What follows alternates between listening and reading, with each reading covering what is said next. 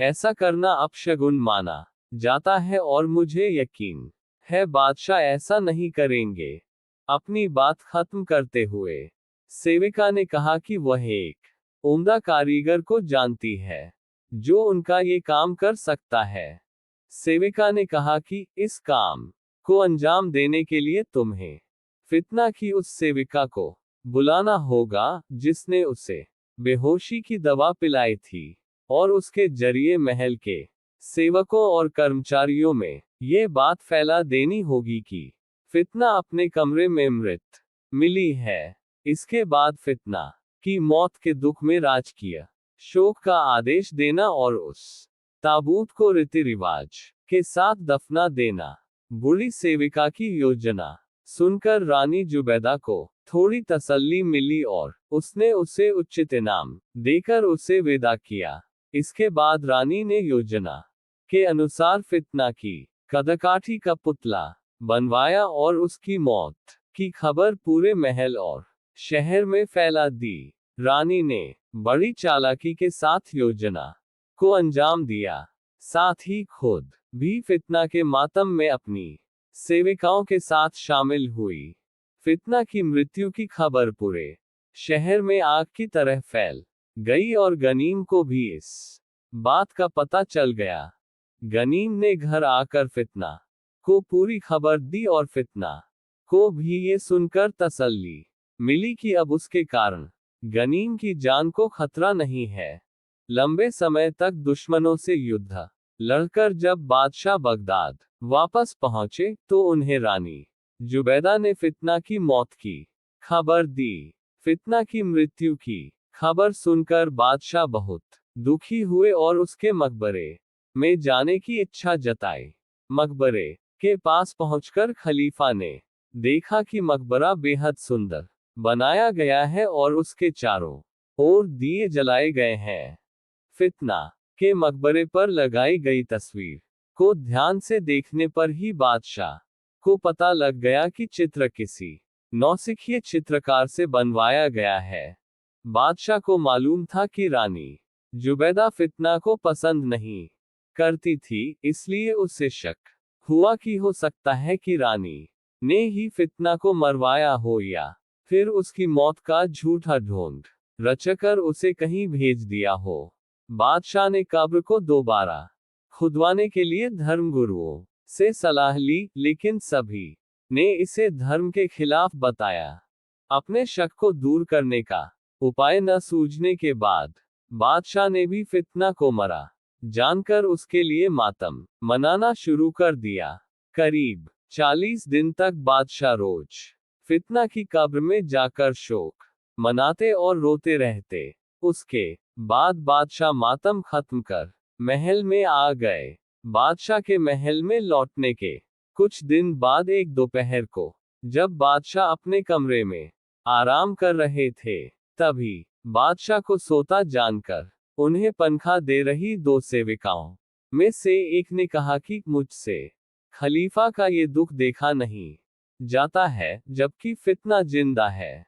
पहली सेविका की बात सुनकर दूसरी सेविका आश्चर्य से चीख उठी, क्या वह जिंदा है?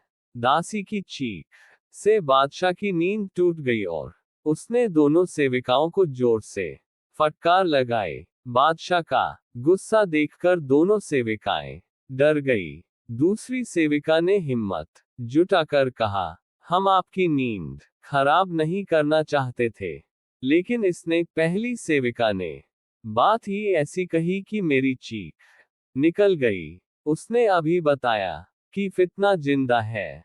फितना के जीवित होने की बात सुनकर बादशाह चौंक कर उठ खड़ा हुआ और उनसे पूरी बात बताने के लिए कहा। पहली सेविका ने बादशाह को बताया कि आज सुबह जब वह किसी काम से बाजार गई हुई थी, तो एक अनजान शख्स उसके हाथ में पत्र थमाकर भाग गया। पत्र खोलकर पढ़ने पर पता चला कि वह फितना का खत था, जिसमें उसने अपना सारा हाल लिखा है। दासी ने कहा, मैं आपको पत्र के बारे में बताने वाली थी, लेकिन आप थके हुए थे और सोने की कोशिश कर रहे थे, इसलिए मैं चुप रही। मैं आपके जागने पर आपको खत के बारे में बताने वाली थी। इसके बाद सेविका ने फितना का लिखा खत बादशाह को सौंप दिया। बादशाह ने खत खोलकर देखा तो उसमें फितना ने उसे जिंदा दफनाने, गनीम द्वारा उसे बचाने व अपने घर में पनाह देने की सारी बातें लिखी हुई थीं। फितना का खत पढ़कर पहले तो बादशाह को रानी जुबैदा पर बहुत गुस्सा आया और प्रसन्नता हुई कि फितना जिंदा है। फिर उसे इस बात पर गुस्सा आने लगा कि वह इतने दिन से किसी अनजान व्यक्ति के साथ रह रही है और बादशाह यहाँ उसके लिए शोक मना रहा है। बादशाह को लगने लगा कि फितना को उससे बिल्कुल लगाव नहीं है। बादशाह ने खत के संबंध में किसी से कुछ नहीं कहा और अगले ही दिन अपने मंत्री जाफर को बुलाया। बादशाह ने जाफर को आदेश दिया कि वह अपने 4000 सैनिक लेकर नगर में जाए और वहां से एक घर में रह रहे दमिश्क के व्यापारी को बंधक बनाकर उसके पास ले आए। बादशाह ने ये भी कहा कि उसके साथ रह रही फितना को वे बंधक न बनाएं, बल्कि संभाल कर ले आए। हालांकि ध्यान रहे कि दोनों भागने न पाए। वह उन दोनों को कठोर सजा देना चाहते हैं। साथ ही उनके घर को तोड़ देने का आदेश भी दिया। बादशाह का आदेश सुनकर ही मंत्री जाफर अपने सैनिकों के साथ नगर की ओर निकल पड़ा। नगर में सैनिकों की इतनी बड़ी फौज को देखकर सब हैरान रह गए। बादशाह के सैनिक गनीम को खोज रहे हैं, ये बात फितना तक भी पहुंच गई। फितना बादशाह के तौर तरीकों से अच्छी तरह परिचित थी और वह जानती थी कि अगर गनीम बादशाह की कैद में आ गया तो वो उसे निर्मम मौत दे देंगे। फितना ने गनीम की जान बचाने के लिए उससे कहा कि वह तुरंत दासों के कपड़े पहन ले और अपने शरीर पर धूल व कालिख लगा ले ताकि सैनिक उसे पहचान न पाए। फितना की बात सुनकर गनीम ने कहा कि उसे अपनी जान से ज्यादा उसकी जान की चिंता है और वह उसे इस तरह संकट में छोड़कर नहीं जाएगा। गनीम की मनोस्थिति समझते हुए फितना ने कहा कि बादशाह को उससे लगाव है, इसलिए हो सकता है कि क्षमा मांगने पर वह उसे बख्श दे। फितना ने कहा कि बादशाह से माफी मिलने के बाद वह उसे गनीम को भी माफी दिलवा देगी। गनीम को फितना की बात पर विश्वास नहीं था, फिर भी उसके जोर देने पर वह सेवक के वेश में सैनिकों को चकमा देकर निकलने में सफल रहा। सैनिकों के साथ घर में पहुंचे मंत्री को कीमती सामान, जेवर और रुपयों से भरे एक कमरे में फितना एक कोने में डर से कांपती और रोती दिखाई दी। मंत्री को देखते ही फितना उसके कदमों में गिर गई और माफी मांगने लगी और उसे बादशाह के सामने ले जाने की विनती करने लगी।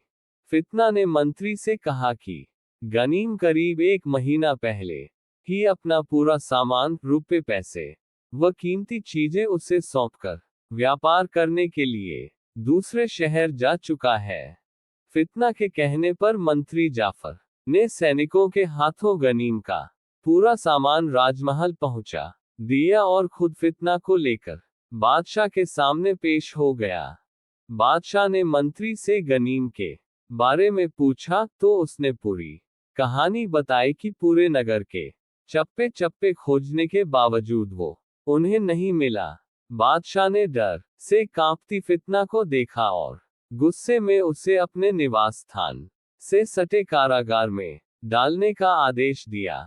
गनीम के न पकड़े जाने से बादशाह का गुस्सा शांत नहीं हुआ था। उसने दमिश्क के हाकिम जुबैनी को पत्र लिखवाकर भिजवाया कि दमिश्क निवासी अयूब के पुत्र गनीम ने राजमहल की एक सेविका का अपहरण किया था और उसके बाद से वह फरार है।